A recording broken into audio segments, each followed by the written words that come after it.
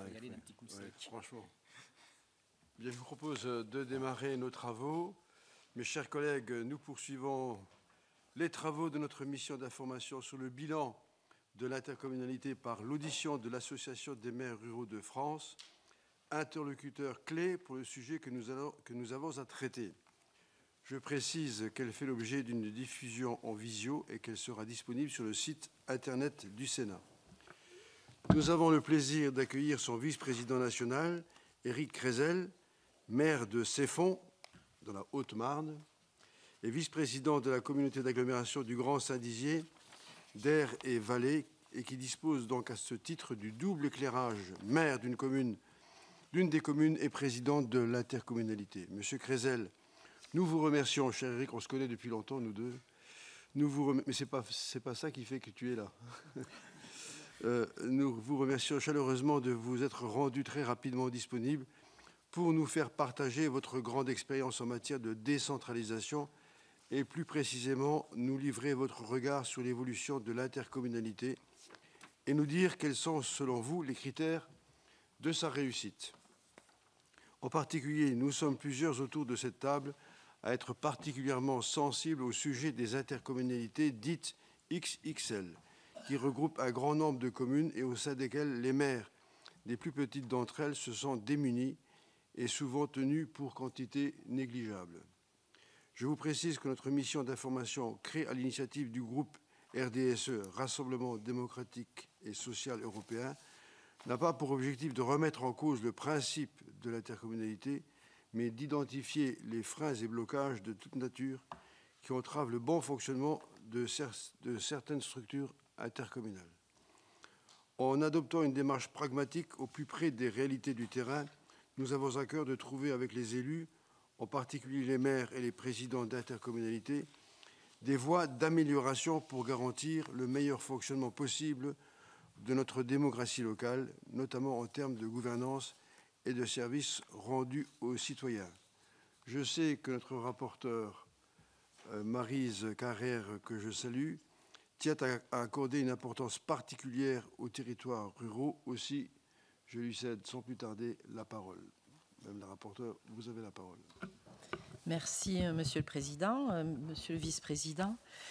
Je suis ravie de vous accueillir et c'est intéressant pour notre mission. Il m'a paru incontournable de vous associer à ces travaux pour que vous puissiez nous dire comment vous appréhendez aujourd'hui l'intercommunalité, comment les communes rurales vivent l'intercommunalité, nous faire part aussi de son évolution depuis que la loi NOTRe a procédé au regroupement et aux fusions de ces intercommunalités sur les territoires. Comment vous appréhendez cela?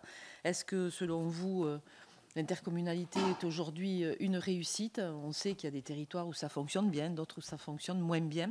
Est-ce que vous avez aussi des exemples à nous fournir où ça fonctionne bien et où il y a de bons retours et sur les possibles pistes d'amélioration que vous auriez identifiées sur ces sujets-là. Aujourd'hui aussi, ce que l'on veut avoir de votre part, c'est votre appréhension du sens de l'intercommunalité. Est-ce qu'aujourd'hui, il est considéré comme une supra-commune ou est-ce que c'est toujours un outil au service des autres communes, des communes qui la composent?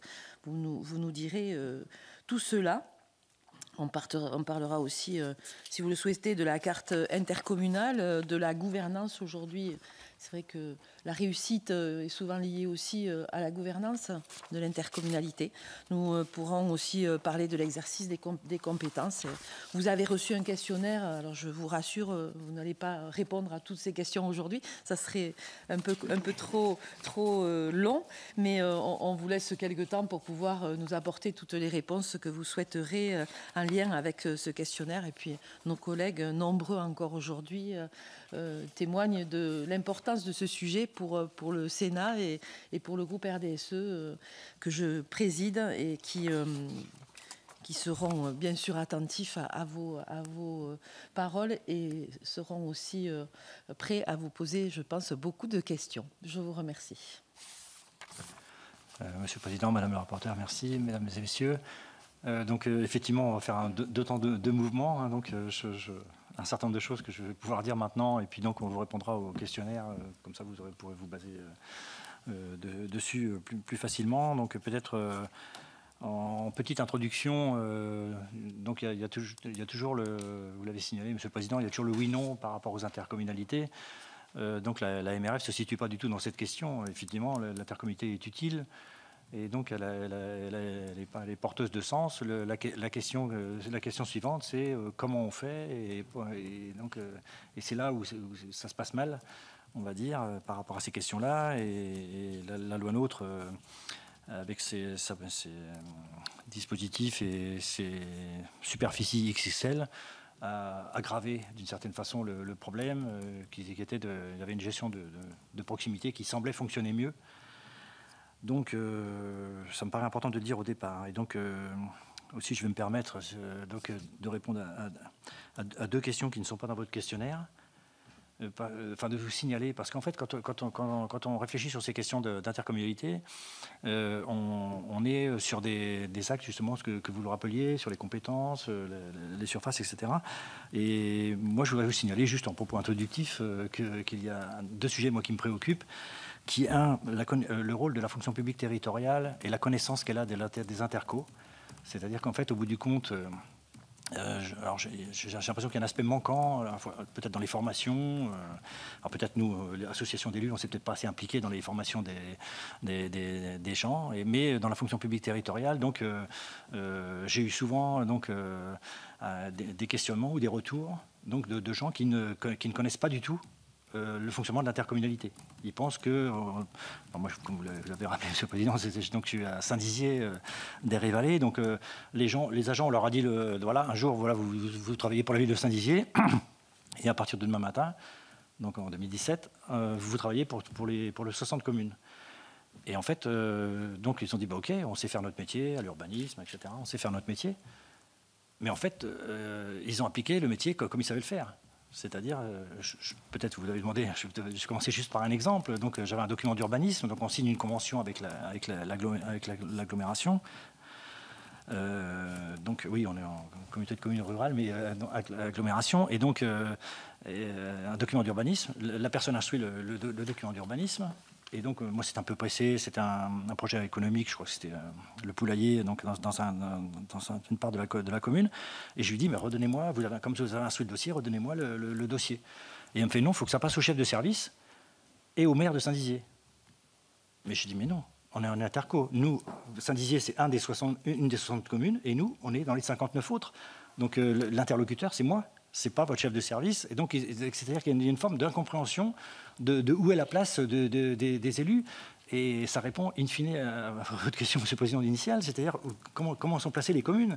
C'est-à-dire que... je trouve que là, et ça, pour moi, c'est après discussion, échange avec l'intéressé et le service, donc ça a pu montrer que... une intercommunalité, ce n'est pas une collectivité où il y a un maire, une équipe, etc. Mais c'est 60 entités.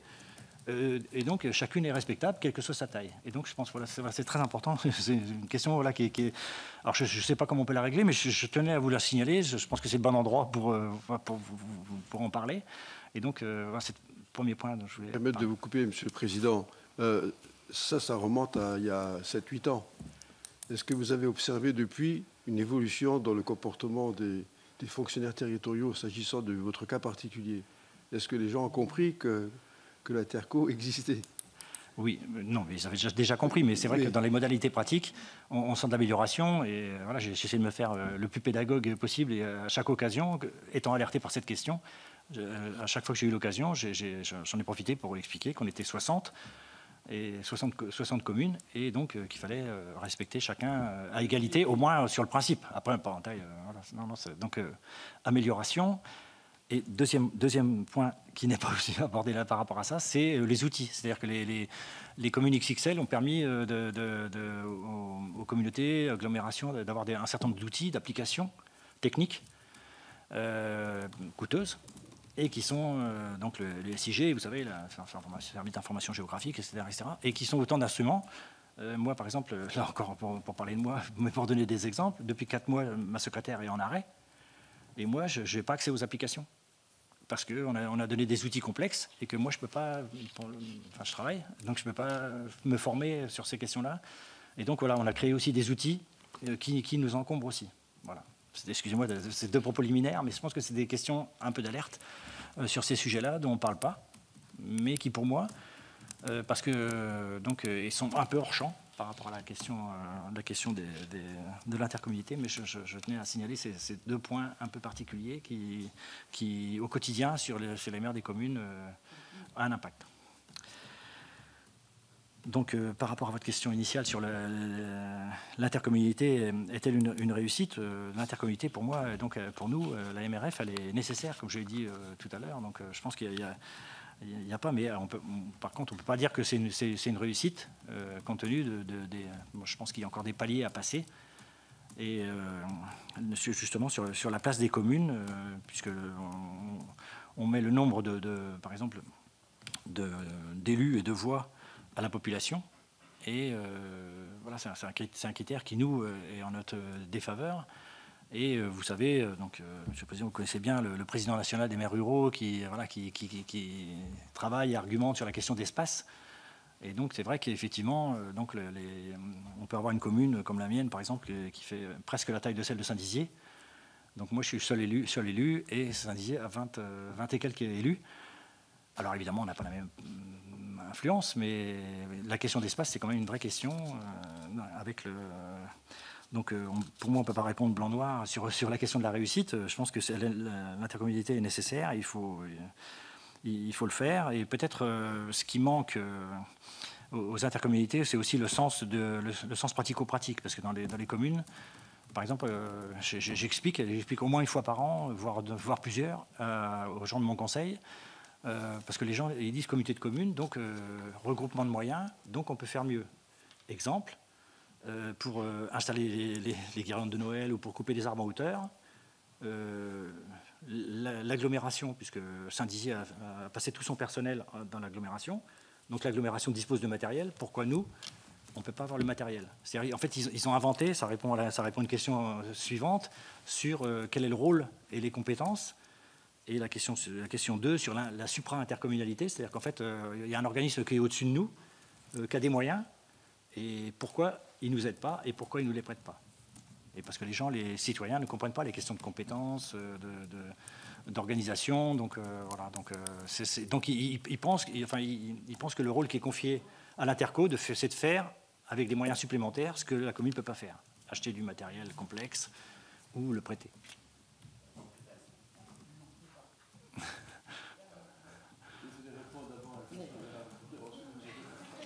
Ouais. Donc c'est... Et par rapport à la question de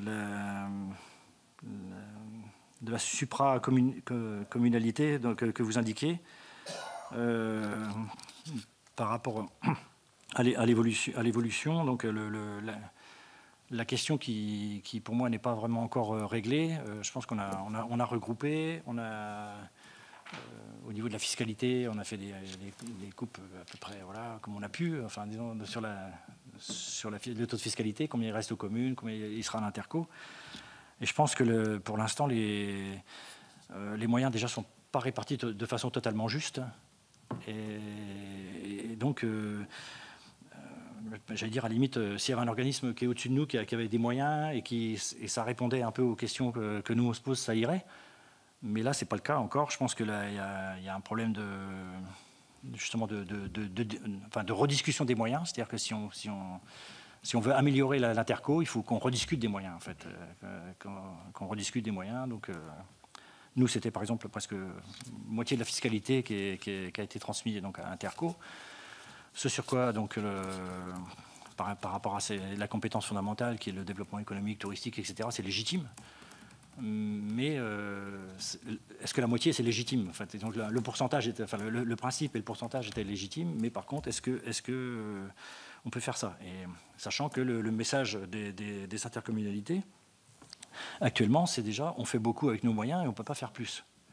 Donc il y a une espèce eux-mêmes ont un plafond par rapport à ces questions-là, et alors que nous on souhaiterait qu'ils fassent plus et mieux. Et eux, déjà, sont pris par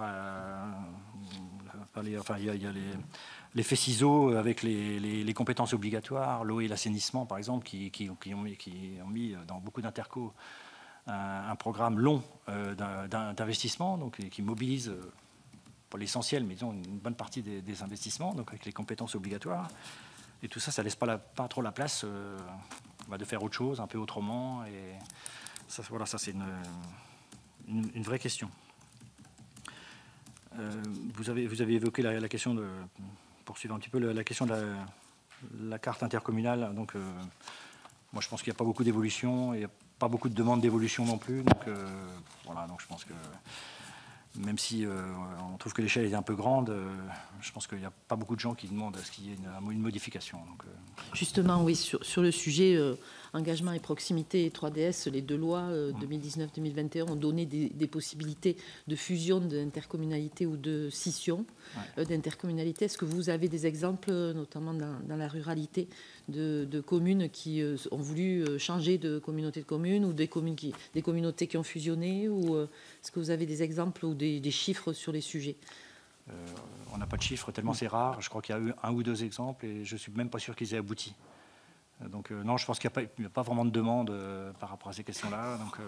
Est-ce que la demande, elle n'est pas faite parce que c'est trop complexe de sortir d'une intercommunalité? Ça engage beaucoup de conséquences, notamment sur la fiscalité, sur les compétences. Est-ce que c'est ça qui bloque, ou est-ce que ça veut dire que les communes se contentent de leur intercommunalité, s'y trouvent bien?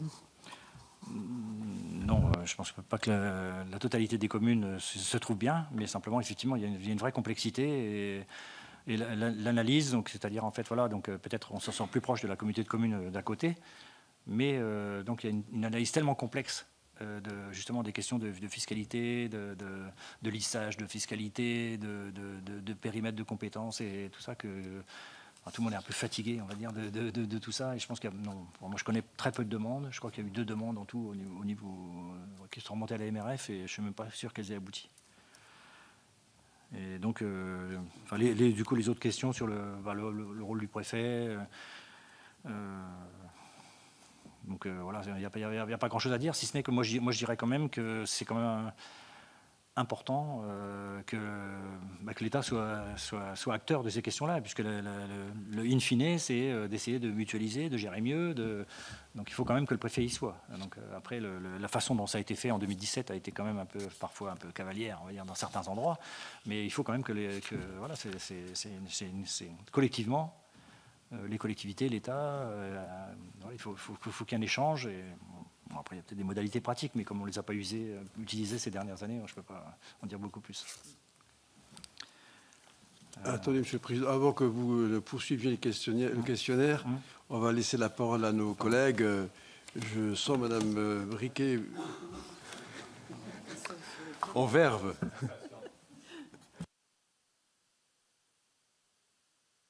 Vous savez bien, Président, j'ai toujours quelque chose à demander. Donc, bien, merci pour vos explications. Mais moi, j'ai quelques interrogations par rapport à l'exemple que vous évoquiez tout à l'heure, et que la commune qui n'aurait pas les moyens de couper ses arbres ou d'entretenir, voilà, et où les habitants ou même les élus peut-être ne comprennent pas que l'interco ne la fasse pas à leur place. Mais vous n'avez pas défini quelles compétences étaient transférées et quelles compétences étaient conservées, parce que c'est quand même la base.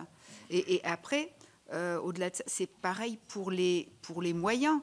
On transfère des compétences, donc on transfère les moyens qui vont avec, selon le système de fiscalité opéré, pris en compte par le PCI. Soit vous avez une attribution de compensation en retour, donc avec une restitution d'une partie de vos ressources, ou pas, ou même vous pouvez contribuer si vous transférez plus de charges que de ressources. Mais c'est pour ça que je suis désolée, mais je ne comprends pas l'interrogation que vous posez, parce que pour moi, normalement, c'est plutôt clair. Mais dans la logique, c'est plutôt clair. Dans ce que je connais, ça l'est aussi. Mais bon, c'est pour ça que je prends volontiers vos explications complémentaires. Et j'aurais une question. Est-ce que dans la constitution de l'intercommunalité qui est la vôtre, vous y étiez dès le départ? Vous étiez maire quand ça s'est constitué, en fait. Vous avez participé à la constitution de l'EPCI. Parce que des fois, ça peut changer la vision qu'on peut avoir de l'interco quand on a été au début un peu bâtisseur de cette interco, ou quand on est arrivé en cours de route, au gré des mandats, et qu'il y a déjà un fonctionnement qu'on peut moins bien maîtriser parce qu'on n'en a pas décidé tous les points dès le départ, a fortiori lorsqu'il y a eu des fusions de communautés de communes après, et là c'est encore plus compliqué pour des fusions des fois avec des compétences qui ne sont pas exercées des compétences différentes dans chaque Comcom qui a fusionné. Donc après, là, ça devient encore plus compliqué. Voilà. Donc un petit besoin d'éclaircissement. Ouais, est-ce que je peux compléter, pardon, la question de ma collègue? Est-ce que avant étiez-vous en SIVOM sur vos communes? Parce que ça aide bien quand on a été avant en SIVOM, un syndicat à vocation multiple.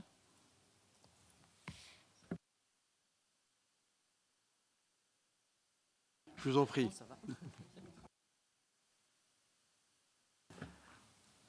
Oui, vous avez bien identifié les deux niveaux de questions. En fait, par rapport à votre question, est-ce que moi j'étais par exemple au niveau de l'intercommunalité? Donc nous, on a été une petite communauté de communes de 6 000 habitants qui a été raccrochée à une communauté de communes existante de Saint-Dizier, donc qui était déjà la fusion de 2 autres.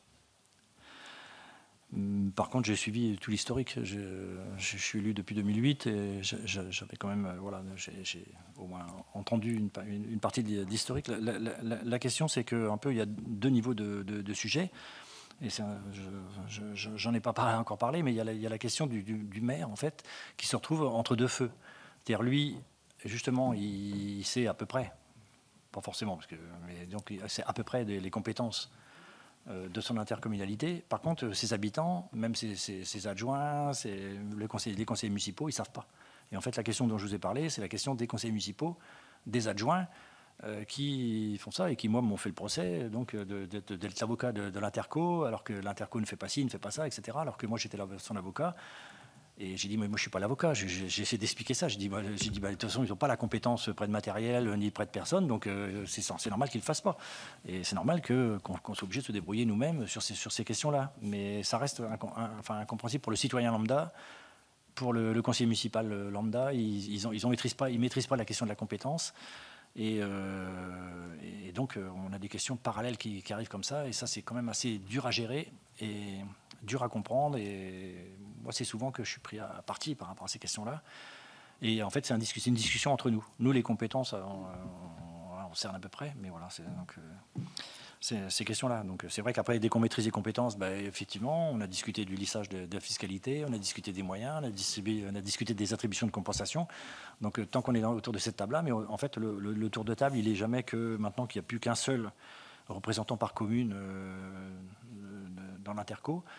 Le maire, il est vraiment le passage obligé où il y a toutes ces questions-là dans les 2 sens, et avec des fois une gestion complexe et un argumentaire qu'on maîtrise pas ou qui passe pas auprès des citoyens, par exemple. Et les citoyens, eux ils sont ce qu'on disait tout à l'heure sur la supracommunalité. Eux, ils pensent qu'il y a un organisme qui est au-dessus de nous, qui doit ce que nous on peut pas faire, l'intercommunauté doit le faire. Et les adjoints, conseillers municipaux sont porteurs de remarques un peu sur les citoyens. Donc c'est à ce niveau-là. Donc effectivement, moi, modestement, j'espère maîtriser à peu près les compétences de l'interco. Mais par contre, les critiques, elles viennent d'ailleurs. Et ça, c'est quand même... Et quand les gens critiquent, ils critiquent la totalité. Et y compris le maire avec. On est dans le paquet, surtout en tant que vice-président, comme vous l'avez signalé. Donc là, je suis quand même mis dans le paquet complètement. Et pour répondre à votre collègue, nous, effectivement, il y avait un CIVOM. Et justement, l'association des maires ruraux a réfléchi sur ces questions et on est obligé de constater que l'époque des CIVOM, ça marchait très très bien. Et soit les communautés de communes qui fonctionnent bien, c'est celles qui sont parties d'un CIVOM et qui l'ont un peu élargi, étoffé, et puis tout le monde a discuté. Et nous, il y a une cassure. Donc le CIVOM a été dissous. Et puis 2 ans après, l'Interco s'est agrandi. Et tout ça, c'était un peu sur des cendres, on va dire, d'une certaine façon. Et donc, du coup, plus de construction collective, c'est pas les mêmes communes, pas les mêmes acteurs. Et donc, en fait, il reste rien. Et j'avoue être nostalgique du CIVOM et de l'efficacité des CIVOM. Quand on commence à être J'espère avoir nostalgique, répondu à vos questions. ça sent pas bon. Je laisse la parole à monsieur Jean-Marc Delia. Merci, Monsieur le Président, Monsieur le Vice-président. Donc, vous avez expliqué effectivement que vous avez assisté à l'ensemble de ces fusions. Donc, ici, on est là pour faire le bilan de 10 années de la loi NOTRe. Est-ce que vous avez noté, vous, ce qu'on espérait au départ, hein, dans la mise en place de cette loi, une diminution donc, du coup des effectifs sur les communes au profit de l'agglo qui, normalement, récupère des compétences, ou est-ce que vous avez noté une multiplication des couches administratives en gardant des effectifs sur les communes, en ayant des effectifs supplémentaires sur l'agglomération? Et l'autre question, c'est est-ce que vous avez mis en place des services communs, justement, qui sont un peu plus souples au-delà du transfert de compétences et par rapport à ce que j'entends aussi, est-ce que vous sentez que les élus, du coup, sur le terrain des petites communes, se désengagent vis-à-vis de l'agglomération lorsqu'il y a un problème de compétences? Voilà, j'imagine par exemple un problème de déchets, de dire bon, c'est pas nous, c'est l'agglomération qui fait pas son travail, et du coup vous vous retrouvez en situation, j'allais dire, désagréable entre l'usager qui a une demande concrète et qui vous la porte, puisque vous êtes aussi l'image de l'agglomération sur le territoire, et les services de l'agglomération, est-ce qu'ils répondent à vous en tant que patron, entre guillemets, ou est-ce que leur patron, c'est le président de l'agglo? Et en fait, voilà, c'est de savoir, est-ce que cette gouvernance, voilà, pour les petites communes, vous la sentez bloquante, quelquefois, sur j'allais dire, la compétence sur votre territoire qui est exercée par l'agglomération? Je ne sais pas si je m'exprime bien, mais bon, je pense qu'on la ressent tous un peu dans les petites communes. Merci. Effectivement, c'est effectivement les questions qu'on se pose tous, ce que vous avez rappelé, donc elles sont nombreuses, vu qu'il y en a 30 dans le questionnaire. Voilà, donc par rapport à la question des effectifs, donc on a vu un certain nombre d'embauches, d'encadrement dans l'agglomération, mais les agglomérations, tous mes collègues, à la fois de Haute-Marne et lors de nos échanges au niveau régional et national, le confirment. Donc voilà, il y a ça quand même, rajouter des strates. La loi NOTRe, les grandes intercos, ça a rajouté des strates et ça a rajouté des cadres. Donc le niveau de décision est passé de 3 à 6 niveaux. Donc ça, c'est une vraie question. Et c'est aussi une vraie perturbation pour les maires, puisque la réponse qui était faite aux maires, on va dire, avant 2017, maintenant, donc elle est faite, c'est via les services. Voilà, donc il y a une réponse, ou une réponse qui passe par le président, ou quelque chose comme ça, qui est quand même problématique. Et ça, c'est des mauvaises habitudes. C'est pas marqué dans la loi NOTRe, sans faire de ma part, mais c'est quand même comme ça que ça s'applique. Et c'est pour ça que, en introduction, je me suis permis de parler de la fonction publique territoriale, donc à l'interprétation qu'elle a, parce qu'il y a une forme d'interprétation un peu à chacun de ça. Sur les services communs, donc il y a un certain nombre de... Par exemple, l'agglomération voisine de chez moi, à Chaumont, par exemple, ont des services communs de secrétariat, donc, qui sont quand même assez utiles, sauf ce sujet dont j'ai parlé juste avant, les 3-4 niveaux hiérarchiques pour valider le choix, etc. Mais sinon, voilà, donc les services communs ont été créés, et ça, par contre, ça c'est bien, parce que les secrétaires de mairie, sur les absences, il y a une forme de rotation, de solidarité entre communes, et ça c'est quand même intéressant. Donc c'est pas à la hauteur de ce qui avait été annoncé avant la loi NOTRe, mais il y a quand même des services communs qui sont là et qui peuvent fonctionner. Et sur les désengagements des élus, c'est vrai qu'il y a un moment où donc ça a été vraiment très important. Nous, au niveau des maires ruraux, c'était la question de l'eau et de l'assainissement, mais c'était valable aussi pour les ordures ménagères. C'est vrai que le fait d'être complètement dessaisi de toutes ces questions, voilà, donc là aussi, pour prendre l'exemple de ma commune que je connais le mieux, bon, ça fait plus de 40 ans que c'est les SMICTOM qui gèrent les ordures ménagères. Il y a un matin, ils ne sont pas passés parce qu'il y a un problème de camion. Ils sont passés le lendemain matin. On a eu 15 personnes à la mairie. Aucun, à tous, la secrétaire qui m'a appelé, j'étais à mon travail. Donc j'ai dit, demandez-leur s'ils ont appelé le SMICTOM. Et en fait, aucun n'avait appelé le SMICTOM. Donc ils identifient quand même la commune, même si le transfert de compétences a eu lieu là, il y a perpète.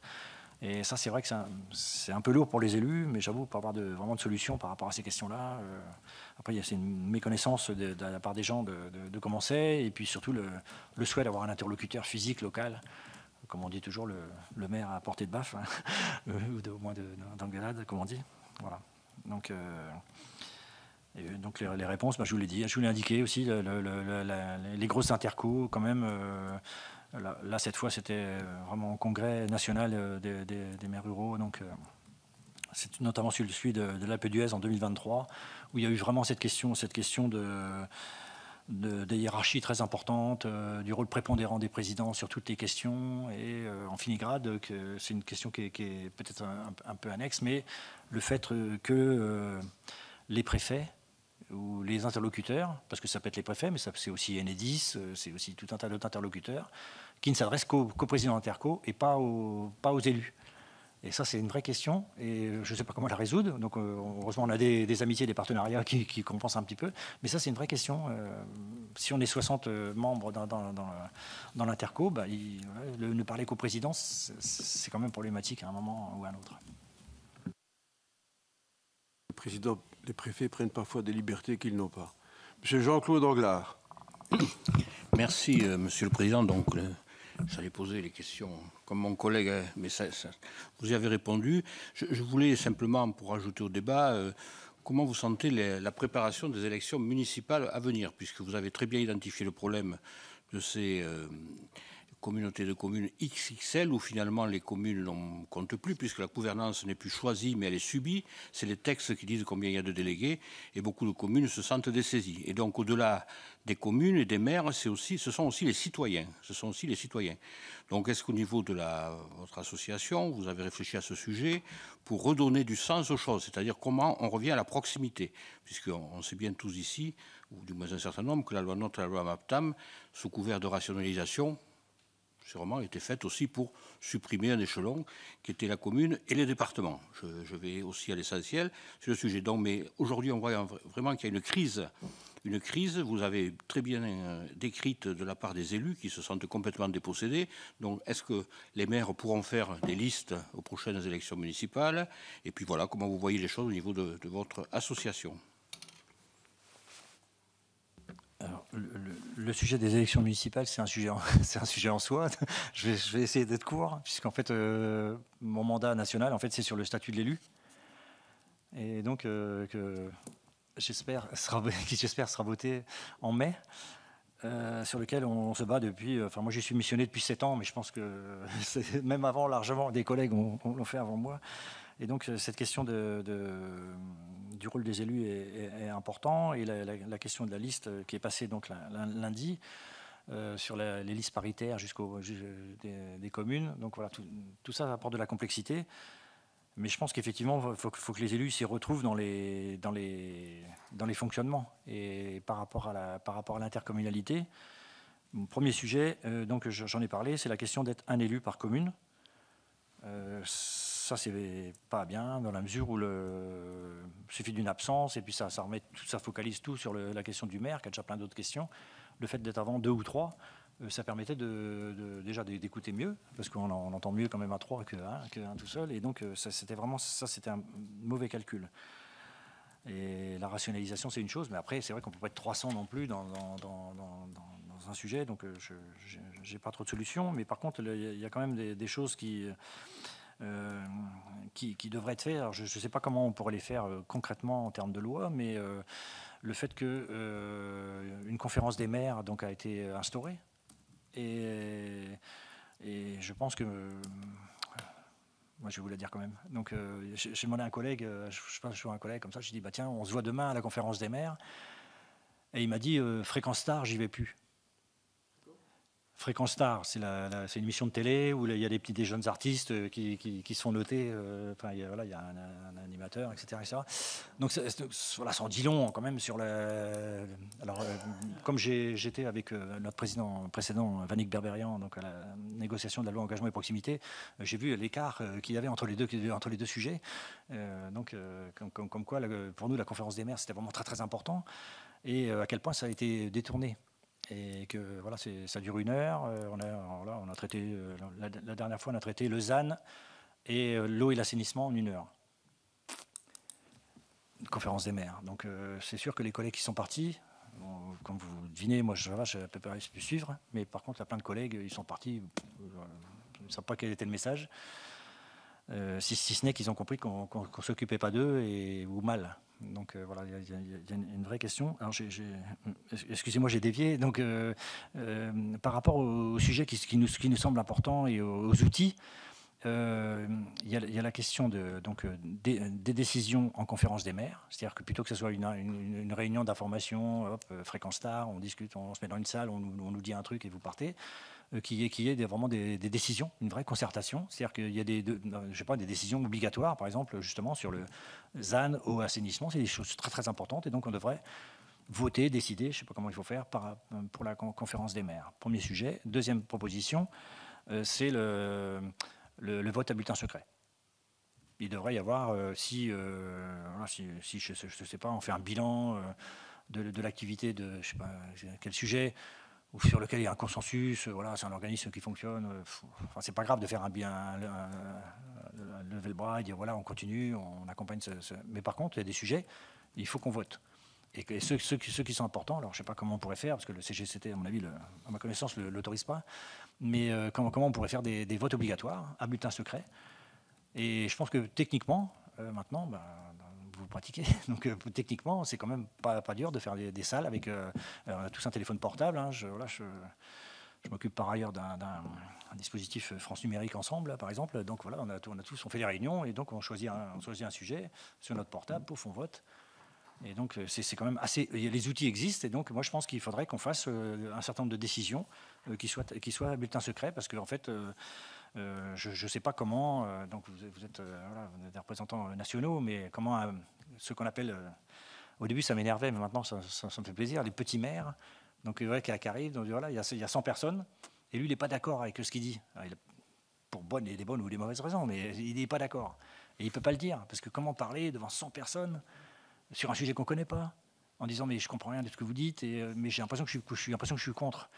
On ne peut pas faire ça. Et donc, le fait de voter à bulletin secret, c'est montrer son désaccord. Et peut-être, ça forcera les intercommunalités à donner beaucoup plus d'explications en amont, en disant, oui, la dernière fois qu'on a présenté ce sujet-là, il a été retoqué, mais finalement, c'est un bon sujet, et donc on devrait y arriver. Donc, redonner de l'information en amont pour que quand il y a le vote à bulletin secret, ça passe. J'ai répondu à vos questions.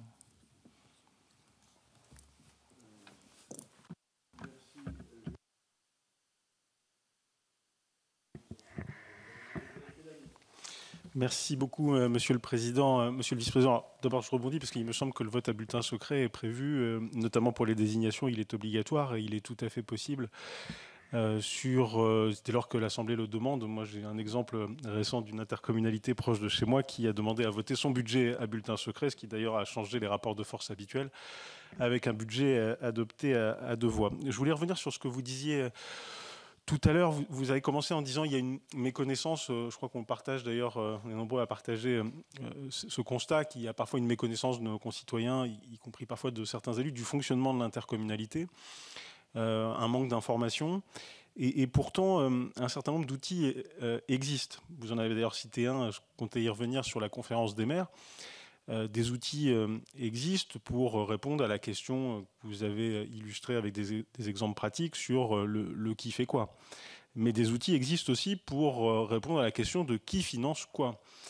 Ces outils sont pacte de gouvernance en début de mandat qui permettent d'associer, me semble-t-il, le plus grand nombre à la question des relations qui régissent le fonctionnement des intercommunalités entre les communes et l'échelon central. Et des outils existent sur le plan financier, avec le pacte fiscal et financier dont on peut se doter pour régler les questions, alors ce qui relève plutôt des CLECT sur les attributions de compensation, mais on peut régler les questions de dotation de solidarité communautaire, les questions de fonds de concours d'investissement au bénéfice des communes, ce qui me semble pouvoir les associer davantage.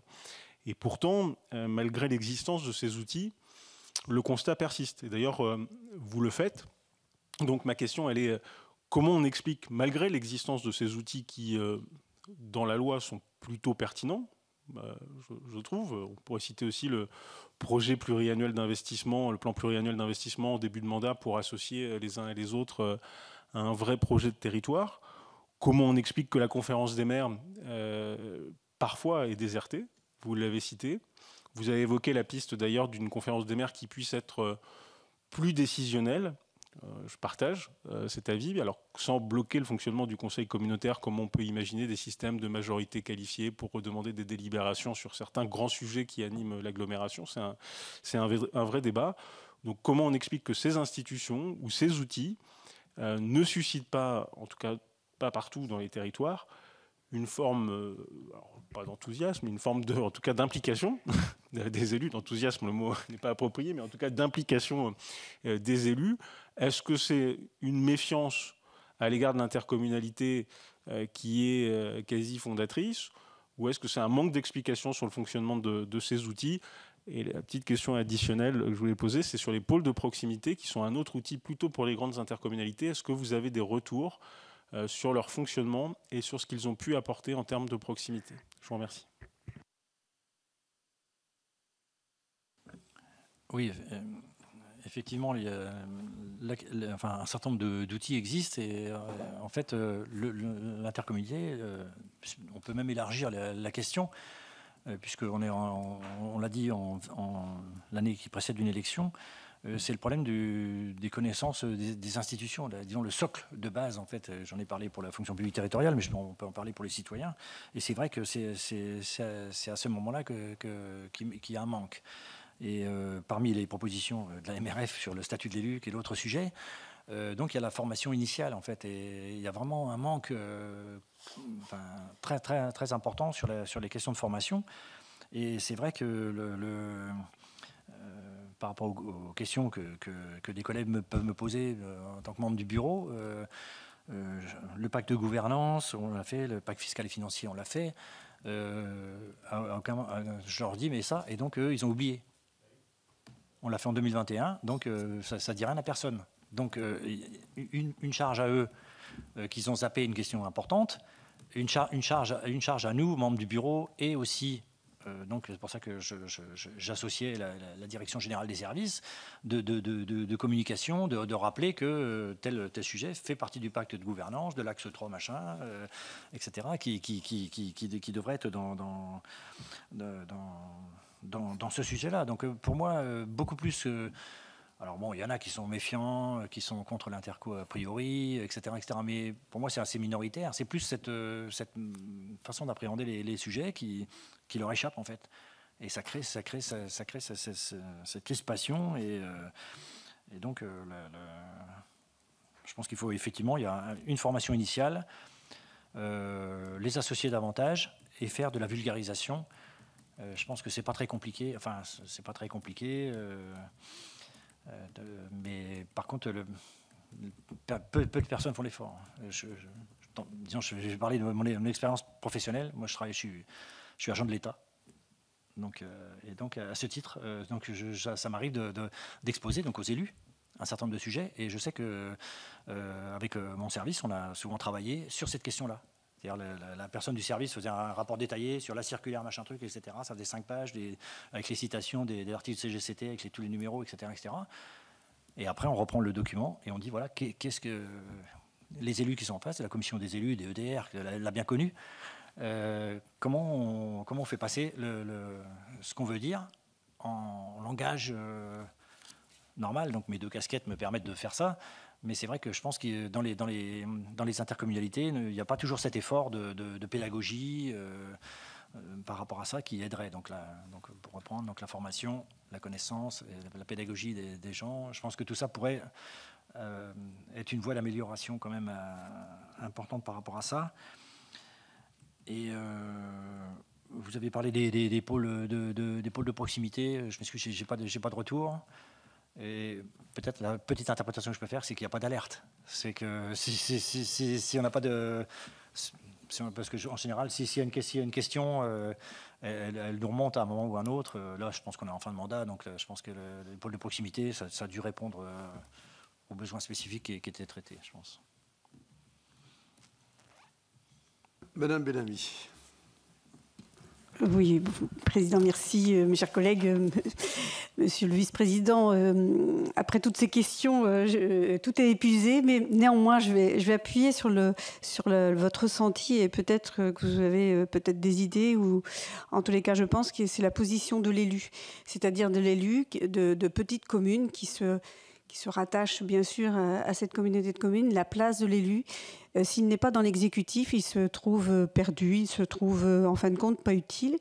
Et aussi le nombre d'élus. Effectivement, quand vous êtes une petite commune, il n'y a que le maire. Est-ce que selon vous, quand vous dites qu'on ne va pas être 300 autour d'une table, je ne pense pas que ce soit ça, mais est-ce qu'il ne faudrait pas quand même si c'est des petites communes, qu'elles aient au moins 2 représentants, puisque en fait c'est frustrant quand elles ne peuvent pas venir, par exemple, à la conférence des maires, parce qu'en fin de compte, si elles ne sont pas... J'en parle parce que je faisais partie aussi d'une communauté de communes avant, et c'est du vécu et c'est des retours. Et moi, j'étais dans l'exécutif, et comme vous dites, quand on est dans l'exécutif, on connaît, on suit les dossiers et on peut parler plus facilement. Et donc, c'est ce rôle, quel serait, selon vous, ou vous avez peut-être des suggestions, et par rapport aux compétences aussi, parce qu'il y a des compétences qui ont été obligatoires, d'autres qui sont, elles étaient facultatives. Est-ce que, d'après vous, ne faudrait-il pas d'avoir des assouplissements? Faudrait-il pas revenir un petit peu en arrière de façon à ce que tout le monde puisse s'y retrouver et que les communes, même si elles trouvent qu'ils ont... Je pense que personne ne va remettre en cause ce système, mais peut-être que pour qu'il y ait de l'intéressement et qu'elles se sentent bien intégrées. Et puis par rapport à la communication, je suppose que dans votre communauté de communes, vous avez fait des communications. Est-ce qu'il ne serait pas bon aussi, parce que quand vous parlez que les adjoints, ou enfin ceux qui sont désignés par les élus, parce que c'est un fléchage en fin de compte, et ça sera encore un fléchage, est-ce que ces personnes-là communiquent bien au sein de leur conseil municipal? Parce que là aussi, est-ce qu'il y a ne faudrait-il pas aussi forcer ou alors avoir des instances de communication? Parce que la communication vis-à-vis des élus, c'est un point, et aussi vis-à-vis des administrés. Et les formations, enfin après les formations, je pense que... mais ça, je pense que c'est interne au président ou à l'exécutif, de faire des communications ou d'aller dans les conseils municipaux, d'expliquer leurs compétences. Parce que je pense que dans la communication, tout le monde, il n'y a pas que le président ou les vice-présidents. Je pense qu'il faudrait mettre peut-être ou imposer dans chaque Comcom de la communication, parce qu'on n'y pense pas, parce qu'on a la tête dans le guidon, parce qu'on ne pense pas... mais peut-être l'imposer d'une manière un peu plus... systématique, je ne sais pas. C'est une réflexion. Qu'en pensez-vous? Voilà.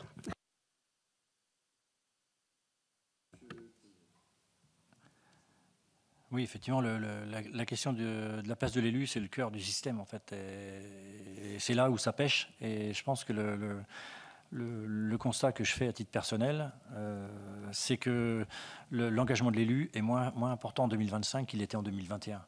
Et c'est ça qui est inquiétant. C'est pas tout le reste, ça fonctionne, les décisions sont prises, etc. C'est la place de l'élu. Là, on a voté le budget la semaine dernière. Sur 100 élus, comme beaucoup de Comcom, on nous a acheté une belle tablette en début de mandat. Je pense qu'il y en a 30 qui avaient la tablette allumée.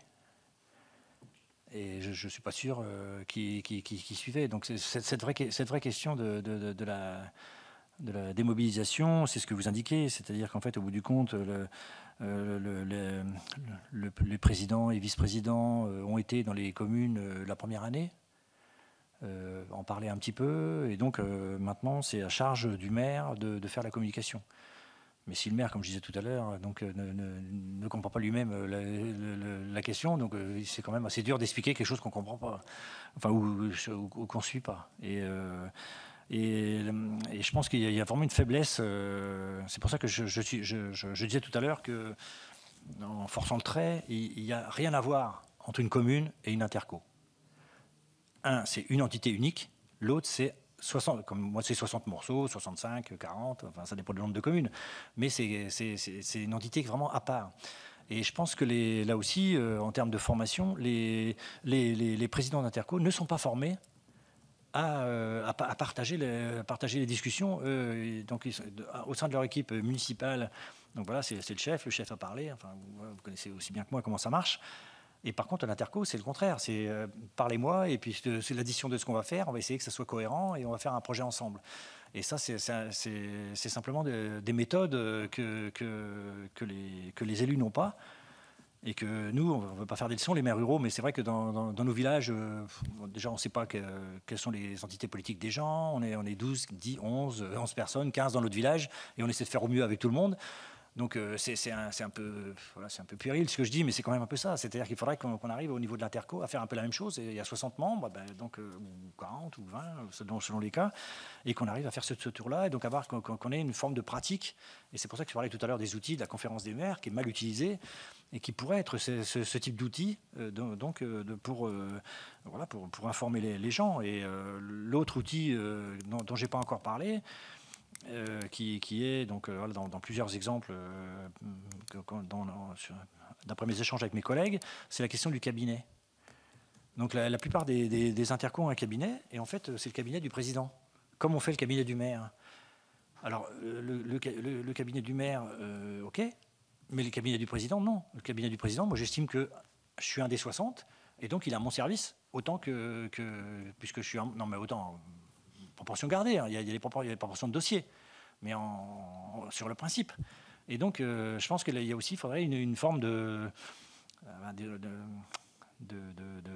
cabinet opérationnel, je ne sais pas comment dire, pour justement passer, et ce qui réglerait la seconde chose dont vous avez parlé, qui est la communication. C'est-à-dire qu'en fait, il n'y a pas de communication, puisqu'en fait, il n'y a pas de communication du contenu, en fait. Et il n'y a que communication du résultat. Donc voilà, et je vous passe le fait que, alors là, cette fois, c'est national, au niveau des maires ruraux, il y en a un qui a fait une allusion aussi en congrès, c'est j'apprends ce que décide l'interco dans le journal. Ça en dit long quand même sur le problème, quoi. Donc, et bon, sachant que la personne qui a dit ça, après, il y a eu un applaudissement assez fourni. Donc ça veut dire que c'était pas le seul concerné. Et donc ça, il manque cet organisme. Et alors je dis cabinet, peut-être pas au sens actuel, mais quelque chose de cet ordre-là, qui soit un mix entre cabinet et organes de communication, mais qui soit vraiment le lien avec les communes sur le fond, sur les contenus, en disant voilà, dans 3 mois on va voter ça, voilà ce que ça parle. Voilà, quelle commune pourrait être concernée, parce que je sais pas, sur les inondations par exemple, il y a peut-être que quelques communes, pas les autres. Voilà, mais au moins arriver à cibler et s'adresser aux gens. Et moi, je pense qu'il y a vraiment enfin, là aussi, ça peut être un des outils, c'est-à-dire créer bon, on ne va pas l'appeler cabinet pour qu'il n'y ait pas de confusion, mais un service intercommunal qui est chargé du lien, ou de l'explication, ou du lien. Je ne sais pas si c'est... Oui, la communication, il y a communication et communication, comme vous dites très justement. Pas de dire, voilà, on a fait ci, on a fait ça. C'est plutôt aussi communiquer sur peut-être au moins une fois par an, en tous les cas, parce qu'on oublie quand même ce qu'on vote, ce qu'on ne vote pas. Enfin, on a participé, voilà. Et aussi le rôle, en fin de compte, on parle des répartitions, on parle aussi de l'imposition. Aussi, c'est quand même des sujets et des points essentiels. La communication aussi, c'est sur le rôle, je pense également, pas sur les choses qu'on a accomplies ou qu'on va accomplir, les délibérations qu'on a prises. On peut communiquer par nos moyens que nous avons aujourd'hui, c'est simplement communiquer sur le fonctionnement Je pense que c'est plutôt à ce sujet-là ce qui frustre beaucoup d'élus. Je cède la parole à Monsieur Lucien Astantione. Tu pourras répondre aux deux. Merci, Président. Alors, je ne sais pas si, dans le cadre d'une mission d'information, on peut poser ce type de remarques, mais, Monsieur le Vice-président, je vous sens déçu. Et même, je dirais plutôt, peut-être désabusé. Et alors, du coup, est-ce que c'est simplement le reflet de votre ressenti personnel, ou est-ce que c'est, de par votre fonction de vice-président, un sentiment qui est beaucoup plus général au niveau des petites communes et des petites intercommunalités rurales? Ça, c'est la première question. Ensuite, rapidement, en quoi vous pouvez expliquer que vous avez dit le fonctionnement du CIVOM avant, ça marchait bien, on s'entendait, on parlait, enfin, on faisait plein de choses. Et puis là, du fait de l'arrivée de l'Interco, ben, on a l'impression qu'il y a quelque chose qui s'est cassé. Donc là-dessus, quelle est votre appréciation objective? Puis alors, dernière petite question, est-ce que vous avez l'impression que les maires aujourd'hui de votre Interco rencontrent beaucoup moins le préfet qu'auparavant? Voilà, merci.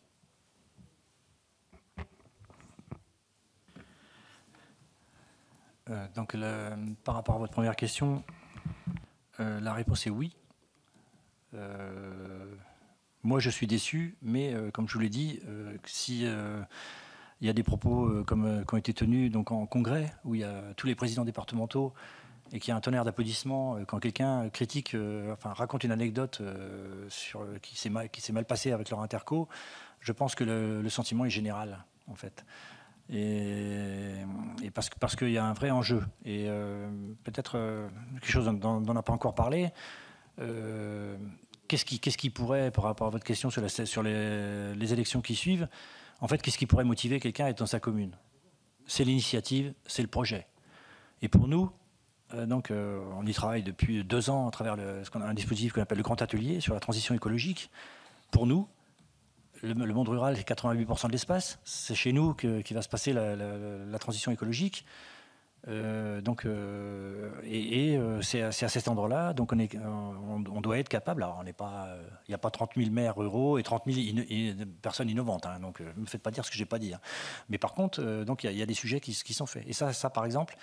Là aussi, pour prendre l'exemple local, donc la commune d'à côté de chez moi, ils ont fait tout un dispositif d'autoconsommation, un truc de fou, enfin voilà, avec la consommation moins chère d'électricité pour les habitants, etc., etc. Donc c'est une commune nouvelle, donc avec plusieurs villages qui sont rassemblés, et donc ils ont fait quelque chose de vraiment intéressant. C'est complètement sous les radars. L'Interco personne ne s'est adressé à eux. Et la maire de la commune a été dire à l'Interco, bah écoutez, je fais ça, et personne encore, elle attend la réponse. Donc depuis 1 an et demi. Et là, on se dit, qu'est-ce qui se passe qu'est-ce qui se passe, quoi? Donc, voilà. Donc, c'est-à-dire qu'on ne crédite pas les communes de pouvoir innover. Et celles qui innovent, elles passent sous les radars aussi. Alors, qu'est-ce qu'il faut faire, quoi? Donc, voilà. Le fait que je sois désabusé, c'est un peu aussi ça. C'est-à-dire que c'est cet espace d'initiative qui reste, même avec les problématiques de moyens, même avec tout ça, on a quand même des possibilités. Ce dispositif d'autoconsommation, là, par exemple, le montre. Ils ont arrivé à monter ça, donc avec leurs moyens, ils sont débrouillés. Mais donc voilà, ça c'est quand même incroyable qu'on n'arrive pas, qu'un organisme, que l'entité qui est censée nous représenter, qui est un peu supra, mais justement, peut-être si c'est dans le bon terme, bah justement, qu'on aurait accompagné. Enfin, je sais pas, moi, c'est l'impression c'est ce que j'attendais en fait, qu'ils soient eux accompagnés et que moi, la commune d'à côté, qui est encombrée par d'autres questions financières, mais c'est dû à l'ONF, hein, qui est un autre sujet. Et donc voilà, on aurait pu faire ça. Donc ça c'est gênant. Et par rapport au CIVOM, donc l'anecdote, je la dis à chaque fois, mais comme je ne vous l'ai pas encore dit à vous, quand j'ai été élu, donc en 2008, j'étais adjoint, et donc on m'a dit, oh, tu vas aller au CIVOM. Je fais au CIVOM, ok. Je prends en 2010, 2011, il y a un collègue qui dit, oh, la balayeuse, elle a 40 ans, il faut la changer. Donc ok, on fait le tour de table, tout le monde est ok, pas de souci. Il y en a un qui dit, bon, moi je connais des fournisseurs, là, etc. Donc 2 mois après, on fait les devis. Et on en prend un, et 4 mois après, la balayeuse était dans la commune. On rentre à l'intercommunalité donc, en janvier 2017. Donc j'attends juin pour poser la question, puisque la balayeuse, entre-temps, dans la dissolution d'ICIOM, elle était vendue à perpète. Et donc là, je dis, bah, pour les bailleuses, comment on fait? Voilà. Et donc, je suis heureux de vous apprendre qu'en janvier 2025, nous avons eu l'achat de la balayeuse qui passe dans nos villages. Et entre-temps, ils avaient pris un prestataire, etc. Enfin, voilà. C'est incompréhensible pour les habitants, ça. Enfin, même moi, je ne comprends pas. Et puis pour les habitants, c'est encore moins compréhensible, quoi. Voilà, je ne sais pas si j'ai bien résumé la situation, mais il y a vraiment quelque chose qui ne va pas, quoi. Donc, je ne sais pas où, mais ça ne va pas, quoi. Alors bon, après, c'est peut-être une caricature. Heureusement, tout le monde n'est pas comme ça. Mais il y a quand même ça, plus ça, plus ça, c'est une vraie question, quoi. Et la dernière question par rapport au maire, donc je ne sais pas, il y a une espèce de contradiction, même si je travaille au sein de l'État, que j'arrive pas à comprendre. C'est-à-dire que les maires voient beaucoup moins le préfet, mais par contre beaucoup plus le sous-préfet. Voilà, j'ai rencontré Mme Gattel, donc je sais pas, 15 jours environ. Et donc en off, comme ça, à l'entrée d'une réunion, qui m'a dit que les sous-préfets à la ruralité, mais même pas sous-préfets en général, bon, sauf dans les bourgs-centres où le secrétaire général de préfecture fait rôle de sous-préfet. Là, il y a un peu plus de distance. Mais sinon, dans les arrondissements où le sous-préfet est là, par contre, il y a un lien qui s'est accru. Et peut-être, justement, avec ces grandes intercos, c'est devenu un interlocuteur plus neutre. Et voilà, donc, a priori, il y a une remontée en puissance, enfin, des sous-préfets d'arrondissement.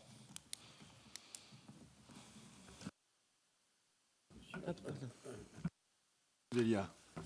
Une petite question courte, justement, je voudrais avoir votre avis sur la gouvernance, parce que vous avez dit qu'à l'époque, effectivement, ça faisait beaucoup. Dans les CIBOM, on avait des présidents qui étaient des adjoints au maire, ils n'étaient pas nécessairement maires ou autres. Est-ce que vous avez peut-être voilà, un avis sur le mode de gouvernance, peut-être des agglomérations, qui serait peut-être moins personnalisé? Enfin, le mode de gouvernance enfin, un président, des vice-présidents, enfin, c'est une organisation normale. La question, c'est comment on l'utilise. Et donc, c'est ça qui pose problème, en fait. C'est le fait que les outils dont j'ai parlé tout à l'heure, le simili cabinet qui devrait donner des informations, la conférence des maires qui est bâclée. Donc voilà, donc, sachant que ce que je dis pour moi, c'est quand même majoritaire hein, des échos que j'en ai. Donc moi, j'ai pas de solution. Disons que les modalités mettre un président, donc des vice-présidents et puis une organisation. On pourrait peut-être ajouter des groupes territoriaux, je sais pas, peut-être, mais c'est dangereux aussi, non, je sais pas. Je pense que c'est pas sur la structure de la gouvernance, c'est simplement la façon de l'appliquer. Mais peut-être, alors je sais que ça n'existe pas beaucoup dans le droit français, mais le fait qu'on est obligé de donner le budget 12 jours avant pour le voter, et bien peut-être à l'inverse, si on n'a pas à donner l'information aux communes sur tel et tel sujet, ben, il ne s'applique pas. Enfin, je ne sais pas, il faudrait faire il y a un problème de sanctions ou de, je ne sais pas comment il faut dire, voilà, des contraintes qui permettraient de vraiment exécuter les sujets. Mais sinon, on n'a pas de projet magique de gouvernance. Est-ce que quelqu'un souhaite encore poser une question? Oui, monsieur Yves. Oui, je pense que si on devait vous demander de faire des préconisations avec l'expérience que vous avez, le vécu que vous avez, si vous deviez retenir 2-3 idées de quelque chose qu'il faudrait modifier, est-ce que la taille de nos intercommunalités d'aujourd'hui, vous le mettez en première cause de problème? Et 2, est-ce que dans la façon de fonctionner de nos grosses intercommunalités aujourd'hui, en fait, on peut plus mutualiser.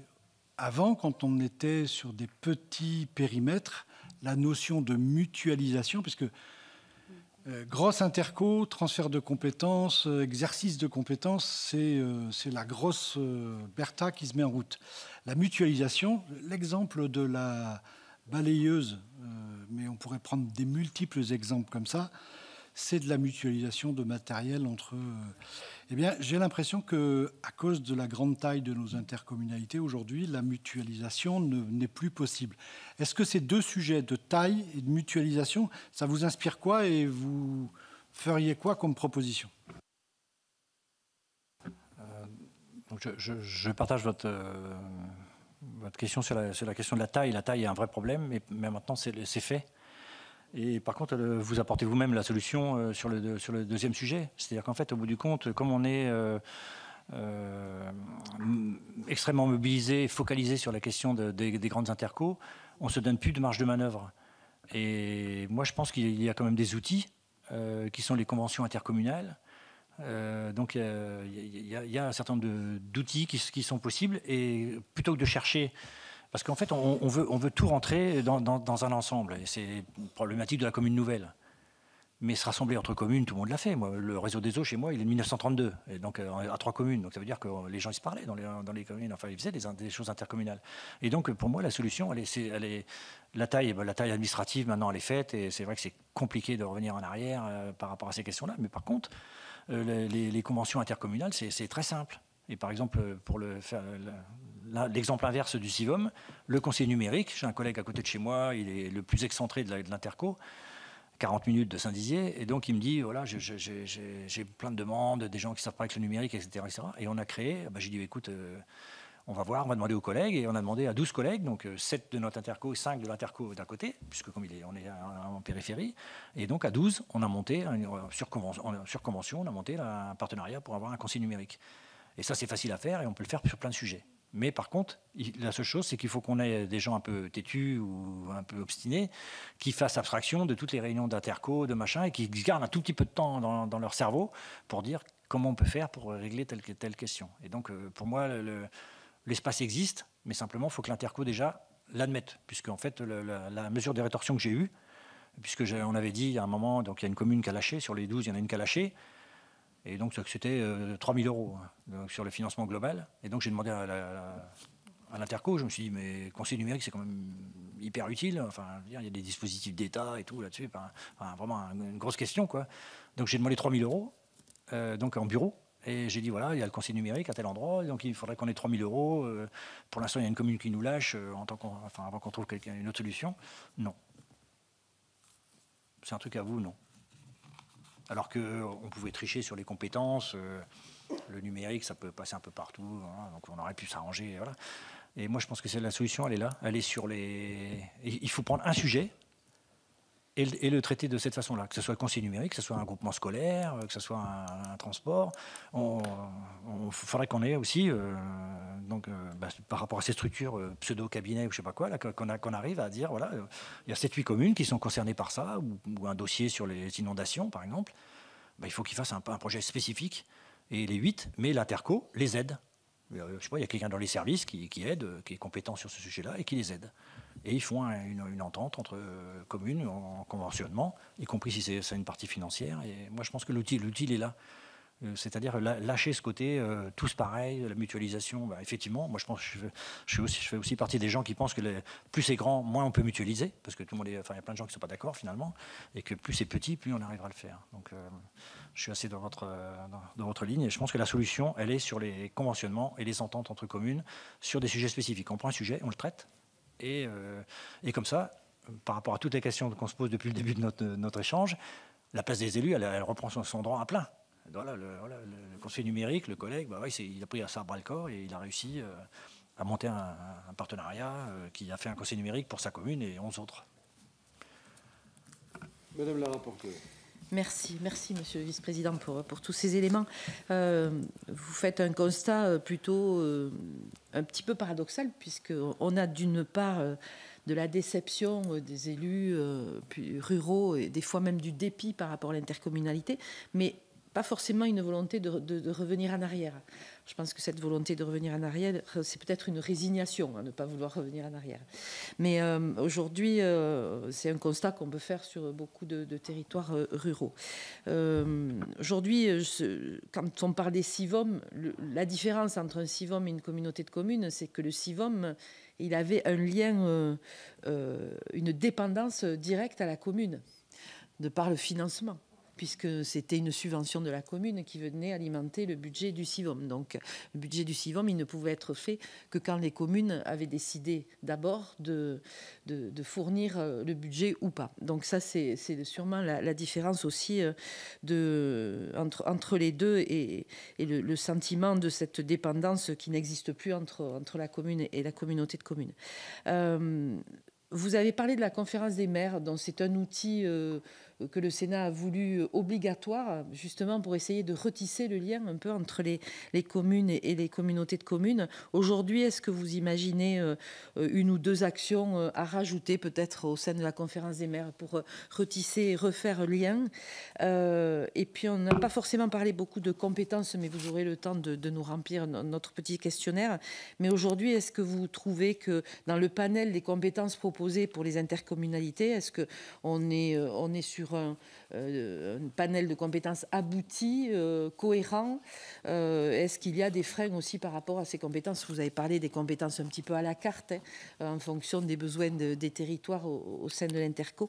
Mais est-ce qu'aujourd'hui, est-ce que vous voyez des freins avec des compétences lourdes que les communes ne souhaitent pas forcément mutualiser à l'échelle d'une Interco ou pas?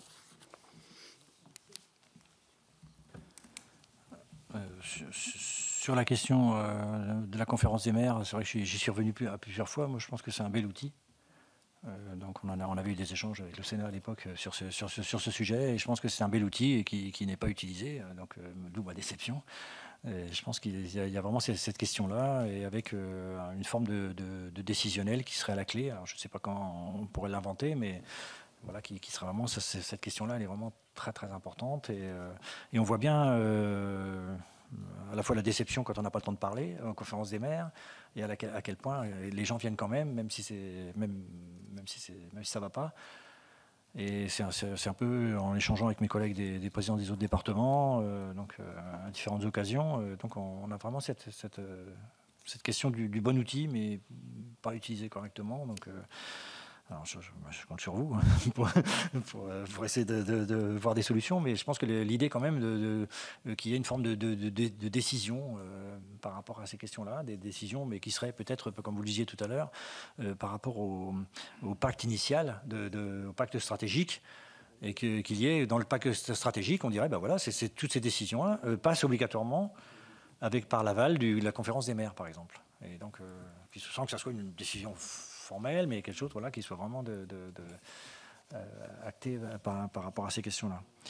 Et sinon, sur les compétences, moi, je suis pas sûr qu'on soit abouti. Et le fait qu'il y ait toutes ces compétences à la carte fait que, pour moi, le citoyen lambda, il comprend plus rien.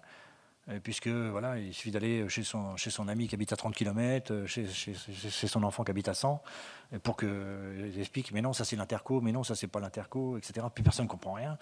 Et là aussi, je pense que, je pense qu'il faut s'arrêter. Et moi, j'étais quand même, peut-être, sans avoir totalement partagé cette question avec la MRF, mais je pense que les compétences initiales, celles qui légitiment pour moi la question de l'intercommunalité, c'est le développement économique, le développement touristique, la cohérence. Vous vous rappelez tous, on se rappelle tous des zones d'activité, que les villages essayaient de se piquer l'artisan du village à côté, tout ça. Donc ça, il faut que cette cohérence intercommunale, elle soit à ce niveau-là. Mais après, rajouter tout un tas de sujets, je trouve que c'est pas la bonne chose. Et je pense qu'il faudrait qu'il y ait plus une forme de clarification serait bienvenue. Et vous parlez aussi dans le questionnaire de la prise des questions d'intérêt communautaire. Là, pareil, donc l'intérêt communautaire, au départ, moi j'étais pour. Je me suis dit, c'est bien, on peut amender, et tout ça, je trouve ça vraiment bien. Et puis depuis que j'ai vu que plusieurs collègues m'ont dit que c'était un peu, bon, en cachette, j'exagère, mais je veux dire qu'à l'occasion d'un conseil communautaire, on voit que la délibération numéro 23 modifie l'intérêt communautaire de ça. J'avoue que c'était pas dans mon périmètre, donc j'avais pas trop fait attention. Donc moi-même, en tant que vice-président, j'ai appris et il y a plusieurs collègues qui m'ont raconté la même anecdote. Voilà, on change l'intérêt communautaire, un peu comme ça. Non, ça c'est trop léger, on peut pas faire ça. Donc il faut, si on choisit une compétence, après pourquoi pas, il y a des compétences, il faut quand même laisser un peu de marge, mais je pense qu'il faut, je ne sais pas si je suis clair dans ma réponse, mais je pense qu'il faut essayer ça serait bien qu'on ait quand même une cohérence, un socle de cohérence générale, et puis qu'on ait une application par rapport à ça. J'ai un dernier point que j'ai pas abordé, c'est la question, vous parliez tout à l'heure de la fiscalité, etc., et les attributions de compensation et autres. Il y a la question de la CLECT. La question de la CLECT, là aussi, expérience personnelle. Donc, moi, pas d'accord sur un sujet. Donc, j'ai demandé au préfet. J'ai dit, mais ça n'a pas été appliqué correctement. Et donc, il m'a répondu que la CLECT est une organisation entre élus. Donc, ils n'ont pas la main sur ça. Donc, c'est aux élus de signer la CLECT. Donc, il dit, moi, j'ai pas la main. Donc, genre, débrouillez-vous, quoi. Et ça... Je pense que parmi vous disiez sur le fait d'être désabusé, etc., il y a aussi ça. C'est-à-dire qu'à un moment, il y a des décisions arbitraires et qui sont intégrées à la CLECT et sur lesquelles on ne peut pas réagir. Alors, je ne sais pas si, là aussi, je ne sais pas si on peut... Bien, merci Eric. Avant de vous rendre à votre liberté, moi j'aurais 2 questions très courtes. D'abord, est-ce que vous avez dans votre communauté d'agglomération systématiquement le quorum à chaque réunion ? Est-ce que l'absentéisme grandit? Vous avez le quorum? Oui, beaucoup d'absentéisme, mais le quorum quand même est... D'accord. Deuxièmement... on n'a pas d'écho national, comme quoi il y a beaucoup de... Tout à l'heure, on a évoqué les conditions du vote à bulletin secret. La loi prévoit un certain nombre de cas où il est obligatoire de voter à bulletin secret. Et il y a une proposition de loi qui propose de rajouter à ces cas-là, de manière obligatoire, le vote à bulletin secret dès lors que ça concerne le budget, dès lors que ça concerne les taux, dès lors que ça concerne, le cas échéant, les compétences ou le pays, lui. Ça ne concerne pas tout le monde, mais est-ce que c'est ce type de décision que tu attendais en parlant de vote à bulletin secret pour éviter les pressions que d'aucuns pourraient exercer sur certains maires? Oui, toutes ces mesures sont effectivement les bonnes, sauf que là aussi, donc hors périmètre des décisions. Donc j'ai appris, puisque moi je suis rentré qu'en 2017 dans l'agglomération, qu'il y a un règlement intérieur qui est antérieur à 2017, qui dit qu'il faut 30% des je suis fatigué, excusez-moi, des membres du Conseil, pour qu'il y ait un vote à bulletin secret. 30%, c'est mort. Hein. Il n'y a jamais pas 30% qui vont demander. Donc la question enfin, je veux dire, il faudrait pour moi, pour avancer sur cette question-là, retirer la possibilité que dans le règlement intérieur, ça contrevienne à la règle générale. Ça serait la loi dans ce cas-là, si oui, ça devait être voté. Voilà. Comme tu n'as plus rien à rajouter et qu'il est l'heure, je vous propose de mettre un terme à cette réunion de travail. En vous remerciant toutes et tous de votre présence, je vous informe que notre prochaine réunion de travail a lieu demain matin à 11h30 où nous auditionnerons le représentant d'Intercommunalité de France. Merci, la séance est levée. Je vais fumer une cigarette, moi.